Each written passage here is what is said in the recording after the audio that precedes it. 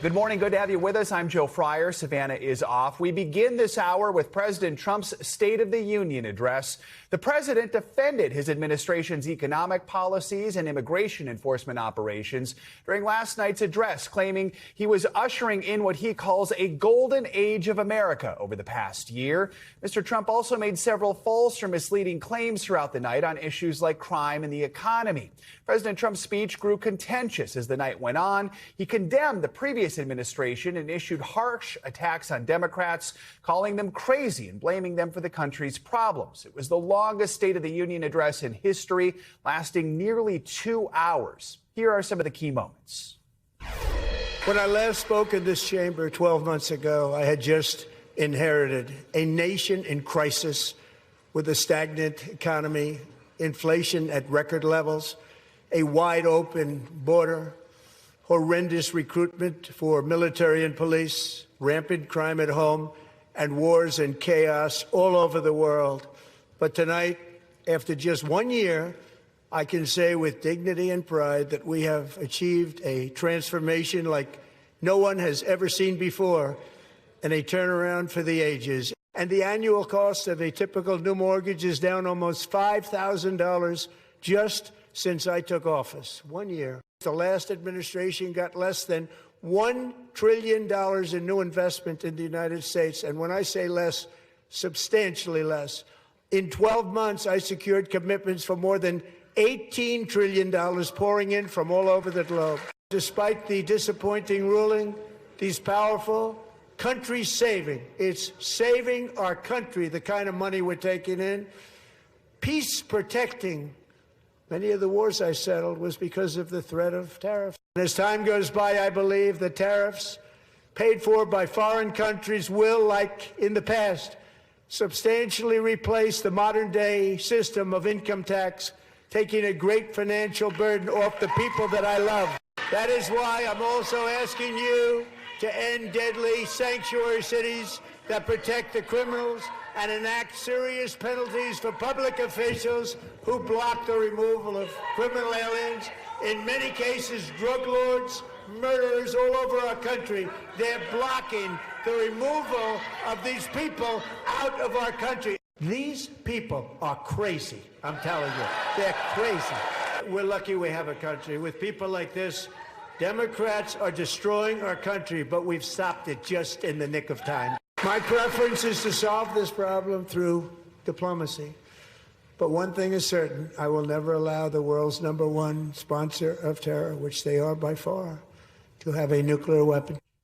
We have presidential historian Tevi Choi standing by with reaction and analysis of the president's speech. We begin in Washington, though, with White House correspondent Monica Alba and Capitol Hill correspondent Melanie Zanona. Good morning to both of you. Mel, I know you had a long night last night. Let's start with you. Yes. We just heard some key moments from President Trump's remarks. I know you were also probably keeping an eye on some members of Congress. Some Democrats kept quiet, others loudly sparring with the president, as we just saw. But when it came to the policy, what issues did he spend the most time focusing on in what was a record-long address? Yeah, well, Joe, it's really hard to pinpoint one subject because it really was a wide-ranging speech. He talked about everything from the economy and tariffs to immigration and Iran. But overall, he certainly spent more time on domestic issues than foreign policy issues. And he also spent more time talking about his accomplishments and highlighting the stories from some of the guests in the crowd than he did actually laying out an agenda for if Republicans get another 2 years of unified government. Now, he did have a couple of asks for Congress. He did ask them to pass his health care plan, which he introduced in January. It's very late on details. It's been collecting dust ever since. He also asked them to pass a congressional stock trading ban, as well as a voter ID bill, both of which Republicans have already trying to been passed and have been really struggling to get it over the finish line. And he did at least outline one initiative to try to bring down the cost of living. And that's an agreement with tech companies that they will pay electricity costs in communities where they're building AI data centers. But notably, Trump did not ask Republicans in Congress to step in and codify his tariffs, which is notable given the recent Supreme Court ruling where they struck down his use of at least one of the laws to implement some of the tariffs. And while he did criticize that ruling during the speech, he did hold back from launching any personal attacks against the justices. He also shook their hands prior to going up to the podium much to the relief of many Republicans, Joe. So, Monica, let's bring you in here. It comes at a pivotal time for President Trump. He touted the economy, typically a strength for him, but recent polling shows many Americans are dissatisfied with how he's handling it. So how do his remarks differ from just the reality of the state of the economy right now? I mean, we know he threw out some numbers. Some were false, some were misleading or need more context. We just heard the $18 trillion in new investments number. Our fact checkers outright said that number is false. The number is much lower. Help us out here.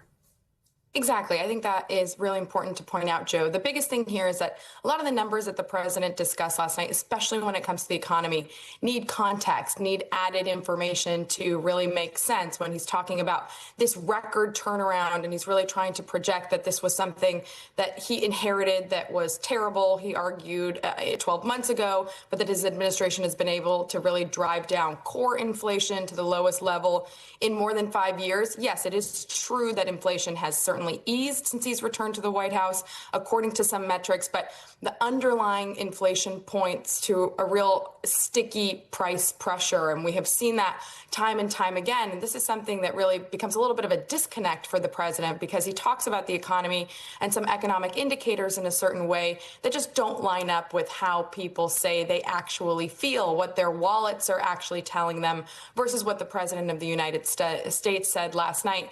He did tout these large numbers on investment, on job creation. And again, he talks about this in a rosier picture than what is actually happening. And this is something that you have seen the president talk about and do repeatedly. And again, what I think is so complicated and interesting here is that this is the message that Republicans now need to take on the road ahead of the midterms. And we'll see if people end up really buying it. And one of the big questions is whether there was sort of a vision for the future, new policies, new plans that they can take with them. We didn't hear a lot of new policies, at least in this speech, a lot of defending what's happened in the last year. Melanie, we did hear some direct criticism of the president last night in the Democratic rebuttal. That came from Virginia's new governor, Abigail Spanberger. She was just elected a few months ago. She was pretty laser focused on the economy, on affordability in her campaign. Walk us through her comments. Well, it was very similar to how she launched her campaign for governor. Last night, her rebuttal really focused on Trump's handling of the economy, as well as his aggressive approach to immigration. And she really opened the speech by asking Americans whether they feel like their core needs are being met. And then she went on to ask whether Americans feel like they're being kept safe, both here and abroad. Let's take a listen to some of those moments. But as the president spoke of his perceived successes tonight, he continues to cede economic power and technological strength to Russia, bow down to China, bow down to a Russian dictator, and make plans for war with Iran.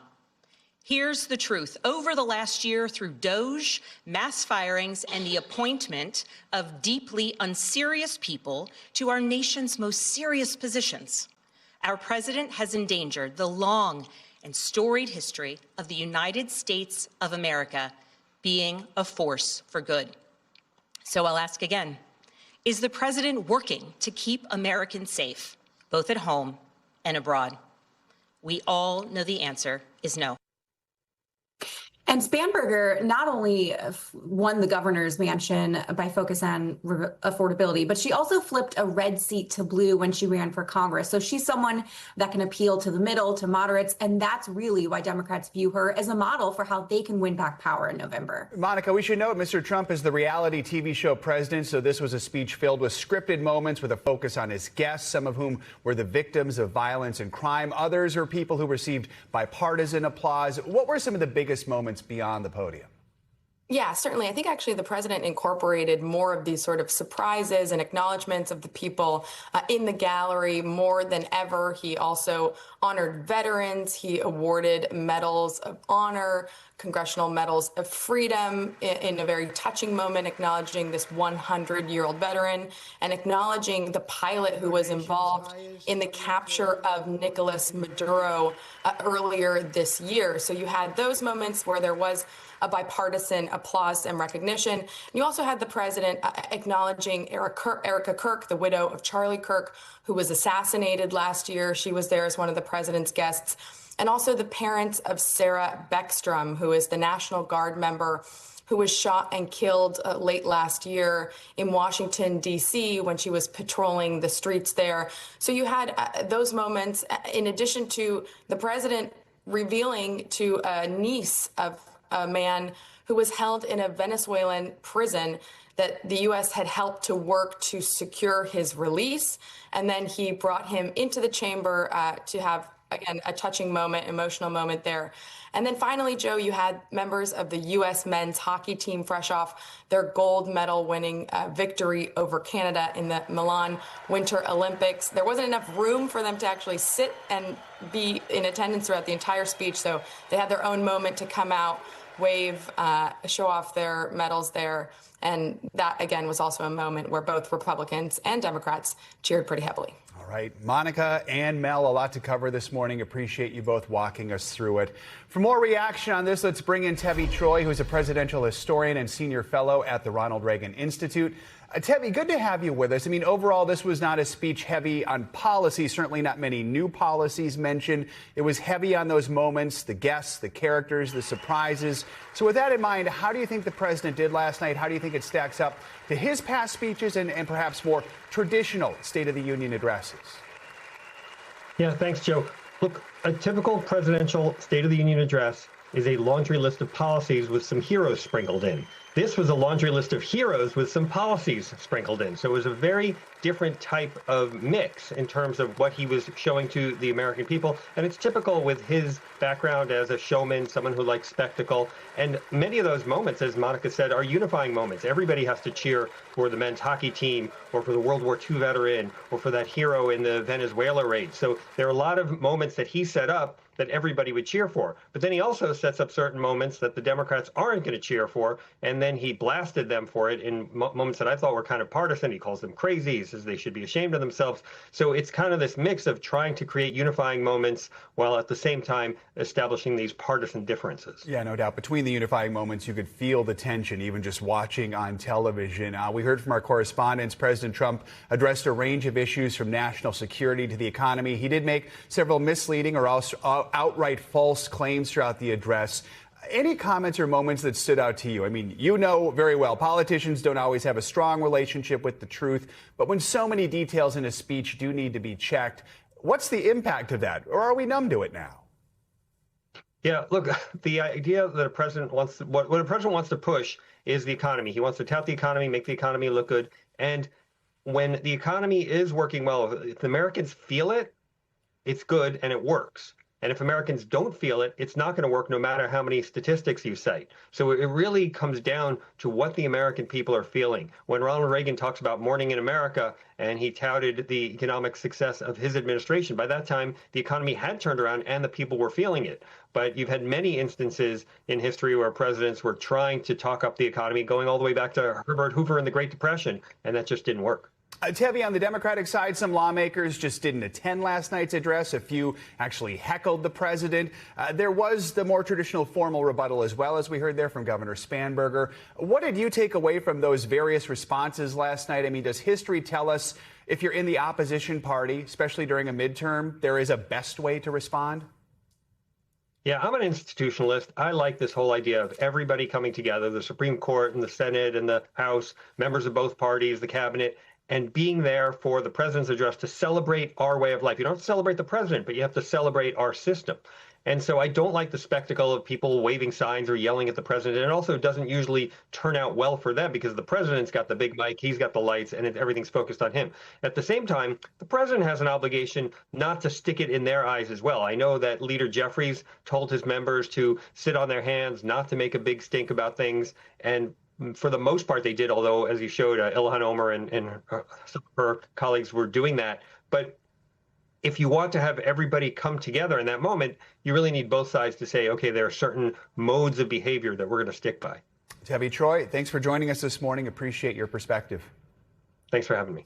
As the search for Nancy Guthrie enters day 25, a senior law enforcement official tells NBC News that the FBI tip line is receiving hundreds of new calls. That comes after the family announced a $1 million reward for Nancy's recovery. Nancy, the mother of our NBC News colleague Savannah Guthrie, was abducted from her home in Tucson 3.5 weeks ago. Savannah revealed the new reward in a video that she posted on Instagram yesterday. She said the family is still hoping for a joyful homecoming while acknowledging that Nancy might already be gone. We still believe in a miracle. we still believe that she can come home. We also know that she may be lost. She may already be gone. She may have already gone home to the Lord that she loves. If this is what is to be, then we will accept it. But we need to know where she is. We need her to come home. For that reason, we are offering a family reward of up to $1 million for any information that leads us to her recovery. NBC News correspondent Liz Kreutz has the latest on the investigation from Tucson. Liz, good morning. Well, hi, Joe. Good morning to you. Yeah, since Savannah posted that video, a law enforcement source tells NBC News that the FBI has received about 750 new leads. But experts tell us that that reward from the Guthries, that $1 million reward, is less about the quantity of tips. It's really about the quality. A source close to the family says that the family decided to offer this reward hoping that they might be able to now incentivize somebody or some of the key people that perhaps know something about this case but have been reluctant to come forward. One federal official told NBC News that money can easily sometimes break allegiances. It is not about getting another 1,000 tips. It is just about getting that one tip that they need to crack this case open. And, you know, many people may be asking, why is the family offering this reward now? That source close to the family said that the Guthries, from the very beginning, day one of this investigation, have been open to offering a reward, but they were advised by all the people involved that it was best to hold off, that doing so early on in the investigation can overwhelm the infrastructure of being able to receive tips in the field. As it is, we know that tens of thousands of tips poured in organically to the point where the 911 call center here in the county had to staff up an additional 4 people a shift. And so there were plenty of tips coming in initially. The past few days have felt a little bit slower. That's not to say that a lot of work isn't being done behind the scenes by investigators. It absolutely is, as they continue to work the other leads. But now, 3.5 weeks into this, the hope is that this reward will help just jumpstart maybe a few more leads, those leads that they really, really need. Again, investigators continue to work different leads when it comes to the Walmart backpack and when it comes to that mixture DNA found at the home. Right now, the sheriff's department still says that that DNA is being processed, and so we continue to wait now 25 days into this search. Joe? All right, Liz Kreutz, thank you. For more, let's bring in former FBI hostage negotiator and CEO of the convincing company, Chip Massey. Chip, good to have you with us again. As we just heard there, a source close to the Guthrie family says they did bring up the idea of offering that private reward early on in the investigation. Law enforcement advised them to hold off. Explain what a reward like this could do for the investigation. Does history tell us something like this can make a difference? Oh, exactly, Joe. And Liz's reporting is spot on, because all we need is one person. And that's exactly what we're trying to do. This reward creates that sense of shaking somebody loose. So, for example, when it started at 100K and then the FBI offered another 100K, 200K, that's a lot of money. $1 million. Now that person has a million reasons to step forward, and we just need that one person. If you think about it in the context of that circle, and this doesn't even have to be, Joe, somebody that's on the inner circle. It could be somebody that's associated with this individual, and they're thinking in their mind. One of the things that we teach is forensic listening. That's the art and science of understanding a conversation after it's happened, because we know that words leave clues. And in this instance, the person that's on his inner circle or close to it, they're replaying conversations in their mind. They're replaying maybe slights against them. And if they're not sure that this is the guy that they see on the video, they're going to start to make these connections. They're going to pull forward those subconscious thoughts, those ideas of who this guy is. So if it's somebody on the inside or close to them, that's going to cause a fraction. You know, tensions are high. People are running hot here. And there is so much pressure on this, which is exactly what we want. But just like Savannah said in that video, Joe, is that she needs this person to step forward now. that one person, that one quality person that's going to do the right thing and give that information. You keep saying somebody knows something. The key is for that somebody to say something. So, Chip, at this point, authorities say all the DNA evidence recovered from the Guthrie home and related search areas, that's all now been submitted for forensic analysis. So where do investigators look next after the physical crime scene is fully searched? Right, Joe, exactly. So as we heard from Liz's reporting, they're still doing the job, right? We don't see them work. And I love that because that's how the FBI, that's how law enforcement goes. We do the work behind the scenes, but they're still actively following up on the leads. We know from those gun shop owner interviews that we talked about a while ago, they've come in with names to these gun shop owners, actual names. And they're asking them, have you sold this weapon to this individual? How about this holster, this brand, make, and model? So I have full confidence that right now they're working with a universe of names. I don't know how large or small that is, but those lanes of that highway, those evidence, so whether it's the DNA, whether it's these continued investigations of talking to people, knocking on doors, going to these gun shops and wherever else this is lead them, they are doing the work and it will yield results. All right, Chip Massey, good to have your expertise as always. Thank you so much for joining us this morning. Thank you. Here in the Northeast, more snow is on the way just a couple days after that record-breaking blizzard. The powerful nor'easter dropped more than 3 feet of snow on some areas earlier this week. Thousands more flights were canceled on Tuesday as major cities struggle to get back up and running. Well, thousands of homes and businesses in Massachusetts are still waiting for power to be restored. A new storm could complicate the cleanup. Our NBC News correspondent Emily Ikeda is following it all from New Jersey. Toppled trees and downed power lines across the Northeast, where hundreds of thousands remain without power after a devastating blizzard left millions under multiple feet of snow. New threat coming from a temporary thaw. Watch how melting ice and snow plummet from this skyscraper in Boston, hitting the ground below with a dramatic thud. Along Massachusetts coast, home after home frozen over, snow disguising entryways, school buses and cars totally covered. And look at this gas station canopy that collapsed. The NYPD says they're now investigating videos like this one showing snowballs thrown at police officers who were then transported to the hospital with injuries to the head, face, and neck area.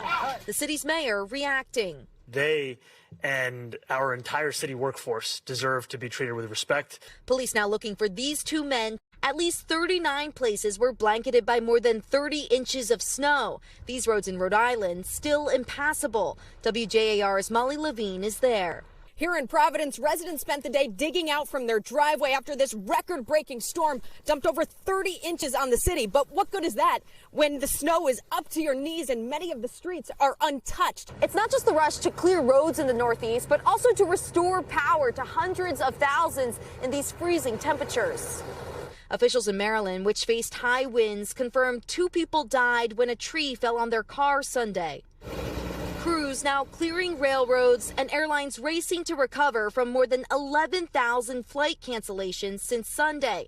The terminals in Boston eerily quiet. Drivers will find some roads are still messy, but an emerging risk, a big concern, is actually what you can't see. With temperatures dropping into the teens, the melting snow and this slush as I trudge through it here, this could turn to black ice. Back to you. All right, Emily, thank you. Let's bring in meteorologist Angie Lastman. I think I saw a shot outside our window here. It looks like there's some snow falling right now. Indeed, Joe, you're exactly right. We've got a system that's kind of working across parts of the Northeast today, and that is going to leave us with a bit of a commute difficulty when it comes to the I-95 corridor this morning. Now, nothing like what we saw a couple of days ago, but still, nonetheless, as Emily mentioned, could create some slick spots. You can see that stronger band kind of working through New York City and stretching down through Atlantic City and farther north up into portions of Massachusetts and Connecticut. Now, this is going to be a quick mover, but it is going to give us maybe an inch or so for the more widespread areas. And then you look up to the Tug Hill Plateau and you can see anywhere from 4 to 6 inches. Some of those higher elevations will pick up some